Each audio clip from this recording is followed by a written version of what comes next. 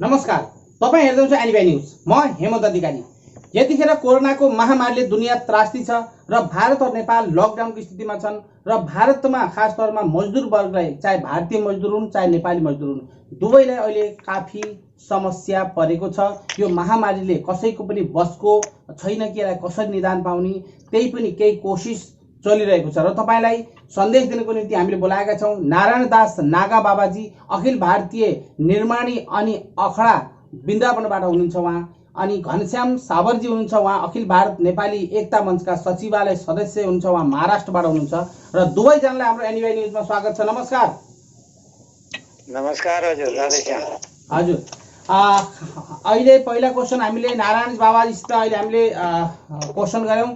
अहिले यो महामारीमा वृन्दावनमा धेरै विद्यार्थी वर्गहरू पनि फसेका छन् र अहिले खास तौरमा यो 2 महिनाभन्दा बढी भइसक्यो। त्यहाँका व्यक्ति, त्यहाँका मजदुरहरू, त्यहाँका विद्यार्थी वर्गहरू लगभग 250-300 जनाको हाराहारीमा विद्यार्थीहरू छन् र यिनीहरूको अवस्था के कस्तो छ र तपाईहरुको खास तौरमा भूमिका यतिखेर तिनीहरूलाई के कसरी सहयोग गर्नुभएको छ? हजुर, धन्यवाद क्वेसन गर्नुभएकोमा। अहिले वृन्दावन धाममा जुन एउटा यो महामारीमा हाम्रो जति पनि नेपालको सांस्कृतिक अध्ययनको लागि जति पनि विद्यार्थी वर्गहरू हुनुहुन्छ, उहाँहरू कोही आश्रममा, कोही कोठा किराया लिएर बस्नु भएको थियो। उहाँहरूलाई चाहिँ रासन पानीको अभाव छ भनेर यो लकडाउन भएको 2-3 दिनभित्रमा नै यो दासलाई खबर परेको थियो र त्यति बेला मसँग अलिकति भएको जुन रकम थियो त्यसबाट चाहिँ मैले रासन पानी खरिदेर ल्याएर विद्यार्थीहरूलाई भोकै बस्न दिँदैन र कुनै पनि हाम्रो नेपालबाट विशेष गरेर प्रायोरिटी नेपाललाई दिउँछु। तर नेपाली मूलको भनेर आसामको हुनुहुन्छ या सिक्किमको हुनुहुन्छ, दार्जिलिङको हुनुहुन्छ, सबैजनालाई अहिलेसम्म यो कुटियाबाट 22 कुन्टल चावल र अरू दाल अनि सोयाबिनहरू इत्यादि, तेल, नुन, जो आवश्यकताको खाद्यान्न रासन छ त्यो सुखा सामान यहाँबाट वितरण भइरहेको छ। यो बेलामा कोही पनि बिमारी 2 जना भाइहरूलाई जन्डिस भएको थियो, तर यो वृन्दावनमा चाहिँ अहिले कोरोनाको कुनै पनि एउटा हावा पनि लागेको छैन। वृन्दावन भित्रमा सबैजना सुरक्षित छौँ। घर जानको लागि उहाँहरूले पहल त गर्नुभएको छ, तर मेरो सन्देश चाहिँ उहाँहरूलाई यही भनिराखेको छु कि अहिले लकडाउन खतम भइहाल्यो भने पनि हामी 15 दिन 20 दिन पछि मात्रै हामी नेपाल जाने भनेर त्यसरी गरिरहेको छौँ। अहिलेसम्म वृन्दावनको स्थिति एकदम राम्रो छ हजुर। सबैजना स्वस्थ हुनुहुन्छ, मस्त हुनुहुन्छ, भोकै बस्न कुनै पनि नेपालीहरूलाई दिएको छैन। बिल्कुल, बाबाजीले यहाँ भन्नुभयो, वास्तवमा यो हो काम गर्ने शैली। उहाँले समस्त नेपाली, चाहे सिक्किमका भवन, दार्जिलिङका भवन, नर्थ इस्टका लगायत नेपाली, केही नेपालीहरू पनि छन् र समग्रलाई समेटेर उहाँले चाहिँ आफ्नो सक्दो सहयोग गर्नुभएको छ। कोही भाडामा छन्, कोही अखडामा बसेका छन्, समग्रलाई समेटेर उहाँले सहयोग गर्ने प्रयास गर्नुभएको छ। र घनश्याम साबरजी, अहिले यो महामारीले महाराष्ट्रको अवस्था के छ? महाराष्ट्रमा केही धेरै चाहिँ संक्रमित फैलिएको त्रास्ती छ नि त, के कस्तो छ त्यहाँको अवस्था? हजुर, धन्यवाद अधिकारीज्यू।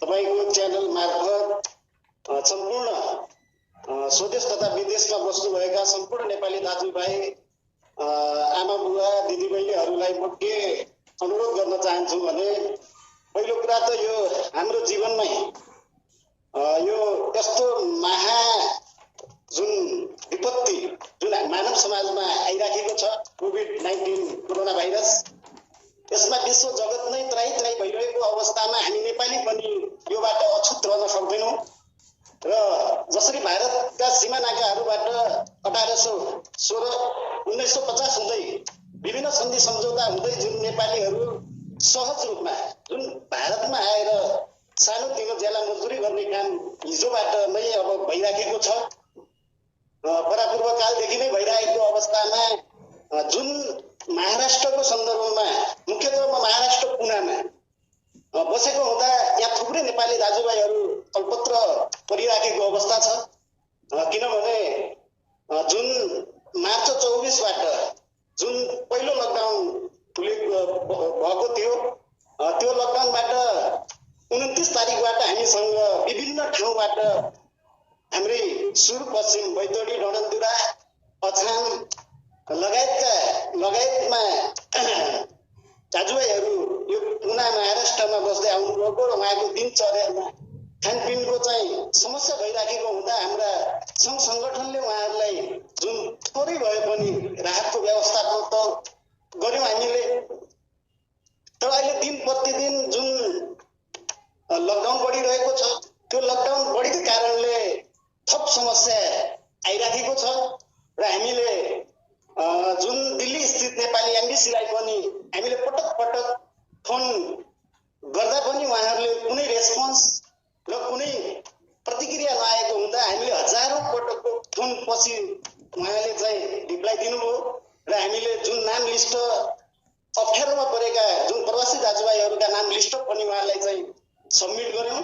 तर त्यसको प्रतीक्षामा पनि हामी बसिराखेका छौँ र हाम्रा सङ्घ सङ्गठनका अग्रजहरूले जुन सिधै नेपालमा जुन विदेश मन्त्री हुनुहुन्छ उहाँसँग पनि कोर्डिनेट गरिराख्नु भएको छ र जुन 7 नम्बर प्रदेशका हाम्रा मुख्यमन्त्री लगायतसँग पनि निरन्तर संवाद गरिराख्नु भएको छ अधिकारीज्यू। बिल्कुल, जतिसित संवाद गरे पनि भारतको पीडा अहिले परेकै छ। मजदुरहरूलाई धेरै समस्या छ। कई मजदुरहरू अहिले घर जान नपाउँदाखेरि, खास तौरमा रासन तोडिँदाखेरि कसैले सहयोग गरेका छैनन् भन्ने खबर छ र यतिखेर काफी पीडामा छन्। स्थानीय भारतकै सङ्घ संस्थाहरूले बढ्दै खानाको प्याकेट स्थानीय सरकार या यहाँको रहपरमा केही प्याकेटहरू खाना राहत पाएका छौँ, बाँकी हामीसँग अरू केही सुविधा भएको छैन भन्ने उहाँको गुनासो छ। र हाम्रो खास तौरमा घनश्याम सावरजीले महाराष्ट्रको विषय बताउनु भयो। नारायण दासजी, अहिले लकडाउन बढ्दै जाँदा तपाईँहरूले के कस्तो तयारी गर्नुभएको छ? यदि अझै बढ्दै गयो भने खानाको व्यवस्था, तिनीहरूलाई खास तौरमा संस्कृत पढ्न आएका विद्यार्थीहरू भारतका कुना कुनाबाट आएका होलान्, के कस्तो तयारी हुँदैछ तपाईँहरूको पट्टिएर? यसमा चाहिँ हजुर यहाँ वृन्दावनमा हाम्रो 2-3टा एउटा नेपाली मित्र परिषद भनेर संस्था छ, एउटा मातृशक्ति महिला मण्डल कीर्तन मण्डल भनेर उहाँहरूको संस्था छ।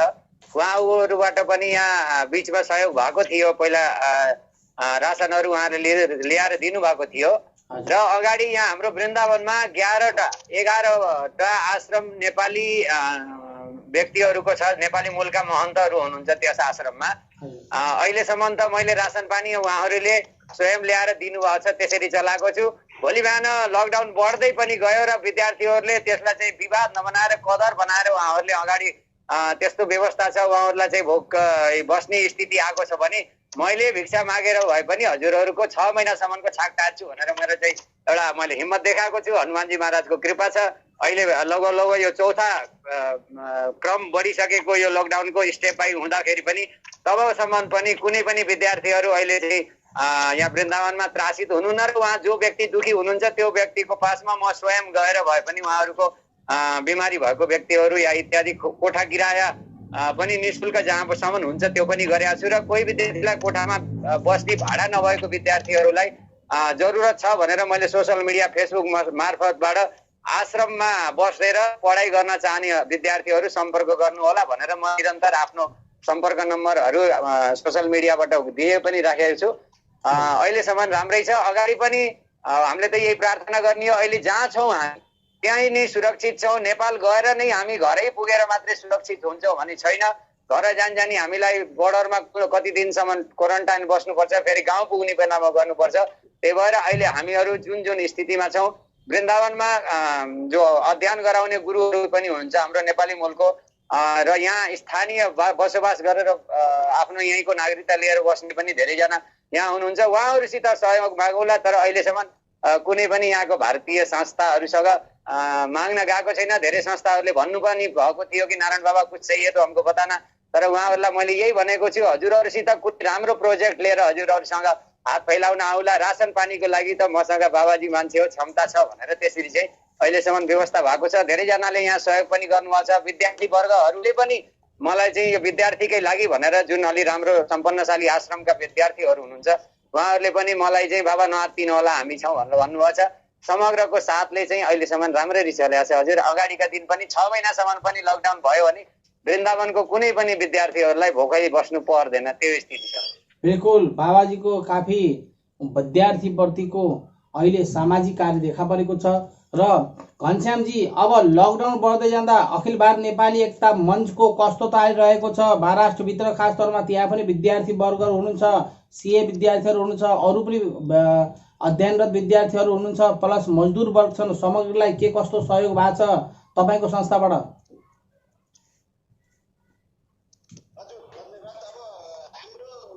सङ्गठनबाट एकता मञ्च प्लस अब यता मजदुर युनियन जनसम्पर्क समिति र हामीले 1.5 महिना अगाडि एउटा चाहिँ मानव उद्धार सेवा समिति भनेर एउटा चाहिँ राहत कोष हामीले चाहिँ गठन गरेका थियौँ। लगभग त्यो कोषबाट पनि हामीले चाहिँ 52,000 समथिङ हामीले हाम्रो चाहिँ सम्पर्कमा आउने विद्यार्थी मजदुरहरूलाई हामीले राहत वितरण गरिरहेका छौँ र उहाँहरू निरन्तर हाम्रो चाहिँ सम्पर्कमा हुनुहुन्छ र उहाँको अहिले एउटै चाहना छ, हामी जसरी पनि अब चाहिँ नेपाल जान पाउनुपर्छ। अनि तपाईँहरू चाहिँ सङ्गठन भएको हुँदा तपाईँहरूको चाहिँ सङ्गठनको माध्यमद्वारा के कसरी हामीलाई नेपाल लैजाने पहल भइराखेको छ भनेर दिन प्रतिदिन उहाँहरूको चाहिँ हामीसँग संवाद भइरहेको छ र अवश्य पनि हाम्रो चाहिँ भारतभरि सम्पूर्ण मजदुर विद्यार्थी पर्यटक सबैसम्म हाम्रो चाहिँ कोर्डिनेट भइराखेको हुँदा हाम्रो निश्चय पनि हाम्रो त जिम्मेवारी पर्छ र जिम्मेवारी परेको हुँदा हामीले नेपाल सरकारलाई पटक पटक आग्रह गरिराखेका छौँ र चाहे त्यो देशमा भोगिकन बस्नुपर्ने अवस्था नहोस् र हाम्रा चाहिँ प्रवासमा रहेका जुन दुःख पाएका चाहिँ नेपाली मजदुर विद्यार्थी पर्यटक घुम्न आएका जो पनि हुनुहुन्छ उहाँहरू चाहिँ सहज रूपमा नेपाल जान पाउने वातावरण बनोस् भनेर विभिन्न कोणबाट विभिन्न च्यानल मार्फत उहाँहरूले चाहिँ आग्रह गरिराख्नु भएको छ र हाम्रो चाहिँ आग्रह के हो त भने नेपाल सरकारलाई नेपालमा दुई छाकको बदला एक छाक उहाँहरूले चाहिँ खान पाए पनि क्वारेन्टाइनमा बस्न तयार हुनुहुन्छ र यस एउटा त सङ्ख्याको कुरो छ।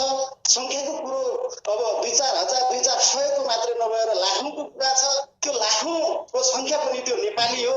नेपाली एउटा राज्य सत्ताले सरकारले कम्तीमा पनि आफ्नो नागरिकको चाहिँ ध्यान दिनुपर्छ र उहाँको चाहिँ जिम्मेवारीभित्र पर्छ र अवश्य पनि सरकारले ढिलो चाहेको चाहिँ आफ्नो नागरिकको चाहिँ सुरक्षित नेपाल लिने चाहिँ वातावरण गरोस्। हामीले चाहिँ सरकारको ध्यान आकर्षण गराउन चाहन्छौँ। बिल्कुल, सरकारले यो खास तौरमा गरिबहरूलाई जरुर सुन्न पर्यो, किन भन्दाखेरि जङ्गललाई मङ्गल बनाउनको निम्ति गरिबलाई नै विस्थापित गर्छन् र त्यो मङ्गल भइसकेपछि उनीहरूलाई यथार्थ रूपमा उनीहरूलाई कहीँ अरू फेरि जङ्गलमा जस्ताको तस्तै छोडिदिने यो कार्य जो छ मजदुर वर्गलाई काफी परेशानी, हमेसा जीवनभर सदियौँभर यो गरिब मान्छे सदा गरिबी रहन्छ र काफी असहाय रहन्छ। यो अहिले देखा परेको छ। यसको हालात जो छ कहीँ पनि विश्वमा कुनै पनि मजदुरहरूलाई वास्तवमा पीडा हुँदो रहेछ भन्ने हामीले अहिले महसुस गरेका छौँ। र नारायण दासजी बाबाजी, अहिले यो लकडाउनको समयमा पनि आश्रममा कक्षा सञ्चालन भइरहेको छ कि के कसरी? तपाईँले यो शिक्षाको अहिले जो विद्यार्थीहरू पढ्न आएका छन् तिनको के कस्तो अवस्था छ, तपाईँले कसरी त्यसलाई म्यानेज गर्नुभएको छ? यहाँ चाहिँ अहिले जुन क्लासहरू त विद्यालयहरू अहिले बन्द छन् हजुर, किनभने कसैलाई पनि 10 जना 20 जना ग्रुप बनाउन अहिले चाहिँ यहाँ सरकारको जुन भारतीय गभर्मेन्ट सरकारले जुन एउटा नियम लगाएको छ त्यसलाई हामीले पनि पालना गरेर हिँड्नुपर्छ। कुनै पनि भारत मात्रै नभएर पनि कुनै पनि सरकार देशको सरकारले जुन लगाएका नियमहरू त्यसलाई चाहिँ हामीले त्यसको हेलना गर्नु हुँदैन भन्ने हामीहरूले त्यसै सोचेको छ। र अहिले अध्ययन चाहिँ उहाँहरूले आफ्नो आफ्नो कोठामा बसेर यति दिन जसै पढिराखेको चिजलाई चाहिँ स्वाध्याय पुनः एउटाचोटि रिपिट सिस्टम चलिरहेको छ। जुन इक्जाम पनि हुने थियो त्यो पनि अहिले फिक्स भएको छैन। जसर्थ उहाँहरू चाहिँ आफ्नो आफ्नो कोठामा जसरी बस्नु भएको छ या आश्रमहरूमा हुनुहुन्छ, आश्रमका गुरुहरूले नै वहीँ 2-4 जनालाई बसाएर त्यसरी पढ्ने सिस्टम गर्नुभएको छ। अहिले चाहिँ कुनै विद्यालय भेला भएर कसैले चाहिँ अध्ययनको सिस्टम अहिले चालु भएको छैन।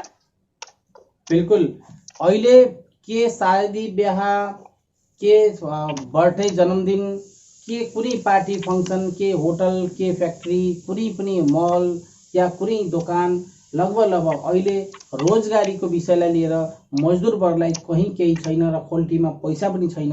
अहिले हालात वाकैमा यो कोही सरकारकोले प्लानिङ ल्याएको प्लान होइन, यो दुनियाँमा एउटा आपतकाल एउटा महामारीले गर्दाखेरि समग्र विश्वलाई नै झकझोर दिने कि हामी असहाय वास्तवमा सरकारलाई पनि समझमा आएन हामी कुन बाटोमा गएर कसरी हामी चाहिँ यसलाई निदान पाउने हो भनेर विश्व समुदाय लागिरहेको बेलामा हामीले खास तौरमा एनबिआई न्युजले सिर्फ मनोबल बढाउने बाहेक हामीले पनि ह्युमिनिटी पावर र यसो गर्नुहोस् भनिन्छ, तर वास्तवमा जो पेटमै जाँदैन केही भने खानै पाइन्न भने के को ह्युमिनिटी पावर हो? यो वास्तवमा बडा पीडादायकको समय आएछ। यो समय नै खराब हो। र घनश्यामजी, अहिले तपाईँको खास तौरमा संस्थाले राजदूतसँग या राजदूतावाससँग समन्वय गरेको छ? हजुर, अब हामीले राजदूतावाससँग समन्वय गर्ने कुरामा हामीले लगभग 15-20 दिन अगाडि नै अब निरन्तर संवाद गरिरहेका थियौँ। उहाँहरूको कुनै त्यस्तो चाहिँ रेस्पोन्स आइरहेको छैन।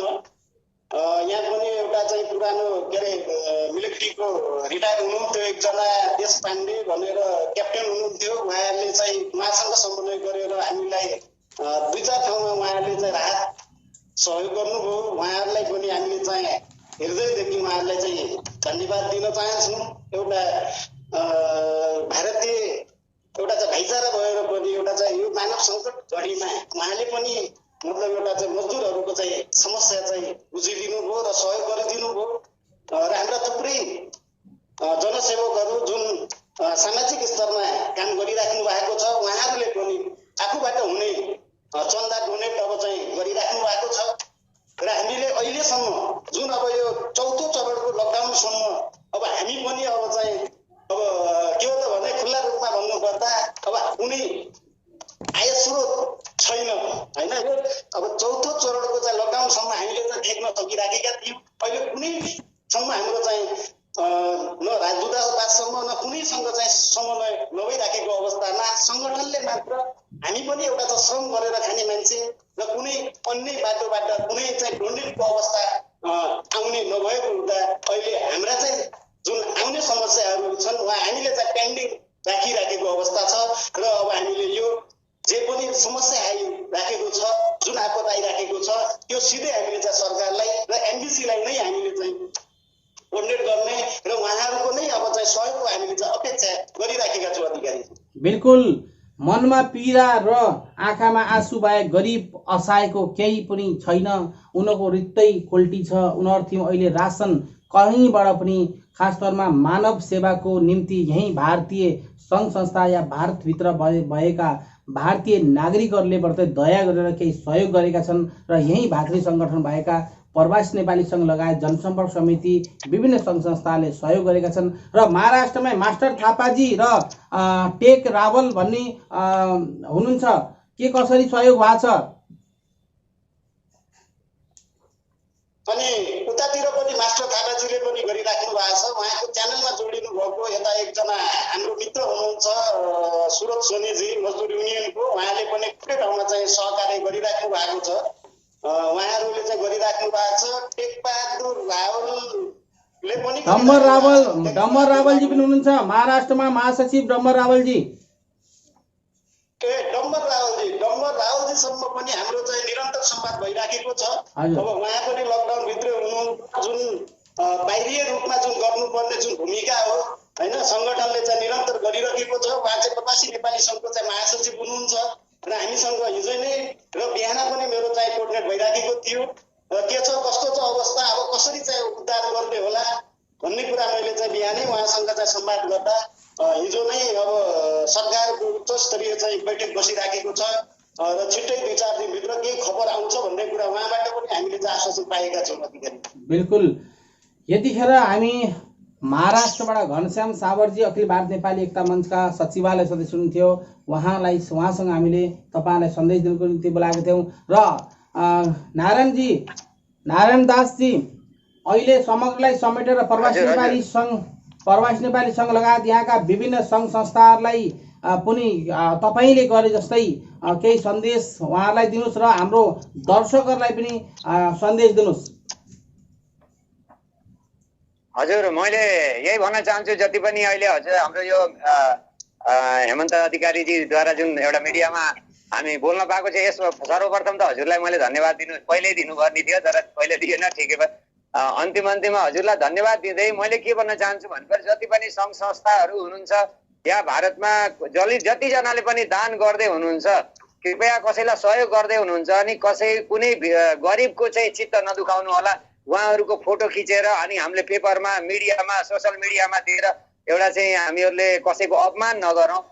मैले पनि यो दासले पनि यहाँबाट अहिलेसम्म 22 कुइन्टल 23 कुइन्टल 23 क्विन्टल यहाँ खुटियामा राखेको छु।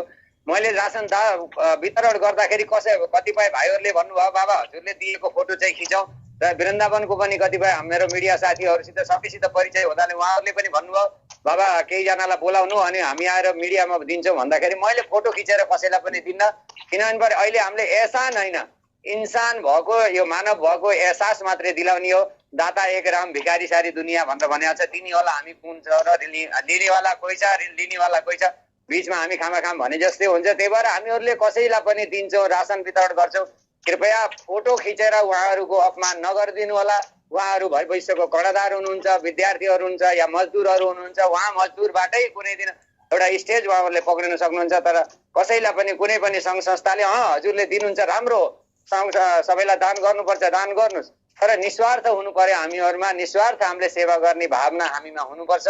र जति पनि देश विदेशमा अहिले चाहिँ यो टेलिभिजन माध्यम मलाई हेर्दै हुनुहुन्छ सबैलाई सुरक्षित रहनु होला। बाबाजी मैले एउटा प्रश्नहरु गरे यसमा मात्रै बाबाजीले एउटा प्रश्न थपे हामीले चाहिँ घर गएर मात्रै यहाँबाट उहाँ गएर मात्रै या भेटेर मात्रै भन्ने छैन। हामीले आफैलाई सोशल डिस्टेन्स राख्ने प्रयास गरौँ। जहाँ छौँ त्यही सुरक्षित छौँ यताउता गराएर चलौँ। बाई चान्स भारतको नेपाल सरकारले हेर्छ भनेर कुनै ग्यारेन्टी छैन। नेपाल सरकारले त धनी मुलुक जो नेपालीहरू बस्नु भएको छ उहाँहरूलाई हेर्छ। अमेरिकामा क्यानाडामा अस्ट्रेलियामा भएको भए पर उहाँहरूको हुनुहुन्थ्यो।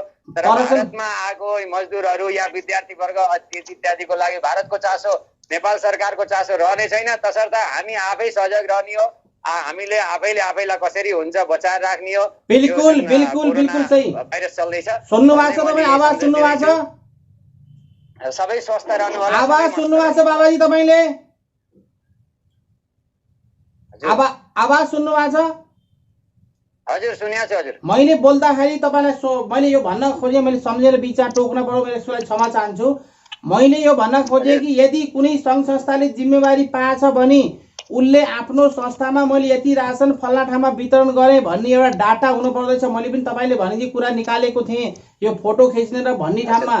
किन भन्दाखेरि यदि आफ्नै खोल्टीबाट दिँदाखेरि सकेसम्म यो फोटो खिच्ने आवश्यकता थिएन। तर सङ्घ संस्थाबाट उठाएको पैसालाई यदि हामीले देखाएनौँ भने पनि हामी माथि आरोप र प्रत्यारोप आउँछ कि यिनीहरूले यो पैसा उठाएर रासन वितरण नगरिकन हामीले बाँड्यौँ भनेर हाम्रो खोल्टीमा त राखेनन् भन्ने आरोपले पनि उनीहरूलाई फोटो खिचाउन बाध्यता छन्। त्यसलाई के भन्नुहुन्छ तपाईँले? यसको लागि मैले के भन्छु त्यसलाई चाहिँ एउटा फाइलको राखिराखौँ जरुरी छ। फाइलमा हाम्रो जुन सङ्घ संस्था छ संस्थामा भोलि आएर मिटिङहरूमा देखाउनको लागि जरुरत छ। तर अहिले के भइरहेको छ 4 जना व्यक्तिले 2टा केरा बाँड्दैछ उसले चाहिँ फेसबुकमा हालिराखेको छ। बाँड्ने मान्छेको एकजना र रासन दिने मान्छे 4 जना खडा भएर त्यसरी त्यो खास मेरो विचार हो। अब सबैले यही गर्नु सबै एक्सेप्ट यही मेरो भनेको मान्नुहोस् भन्नु होइन। तर मेरो विचारमा चाहिँ भरिसक जहाँसम्म हुन सक्छ सङ्घ संस्थाहरूले दान गर्दै हुनुहुन्छ अनि उहाँहरूले फाइलको लागि त्यो फोटो बनाएर राख्नुहोस्। तर मिडियामा सोसल मिडियामा इत्यादिमा दिँदा सायद अलिकति नराम्रो नै मेरो हिसाबले चाहिँ नराम्रो महसुस गर्छु।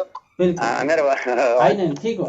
ल यतिखेर घनश्यामजी तपाईँले पनि समस्त सरकार राजदूत प्लस एनबिआई न्युजका दर्शकहरूलाई समेटेर सन्देश दिनुहोस्।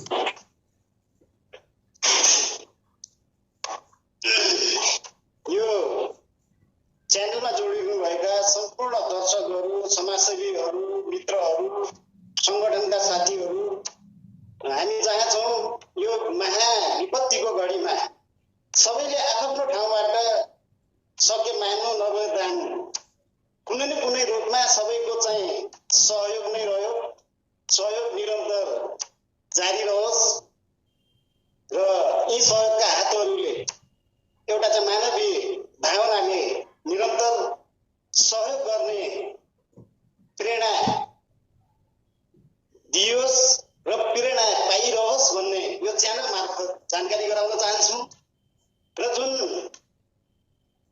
हामी तपाईँको च्यानल मार्फत जुन यो कुनाको भारतको जुन समसामयिक घटना र यहाँको चाहिँ जुन सम्प्रेषण गर्ने अवसर पायौँ हजुरलाई पनि हार्दिक धन्यवाद। र विभिन्न सङ्घ सङ्गठनका साथीहरू निरन्तर यो विपत्तिको घडीमा आफू पनि बाँचौँ र अरूलाई पनि बाँच्ने अवसर दिउँ। जति सकिन्छ त्यति भए मानु नभए जानु म यही भन्न चाहन्छु। बिल्कुल बिल्कुल एनबिआई न्युजमा आएर तपाईँले सन्देश दिनुभयो यसको लागि दुवैजनालाई धेरै धेरै धन्यवाद। नमस्कार। जय जय राधेश्याम हजुर। हजुर Radheshyam. Subscribe to our channel by clicking the subscribe button. Click the bell button and enjoy the latest uploads from our channel. Subscribe to our channel by clicking the subscribe button. Click the bell button and enjoy the latest uploads from our channel.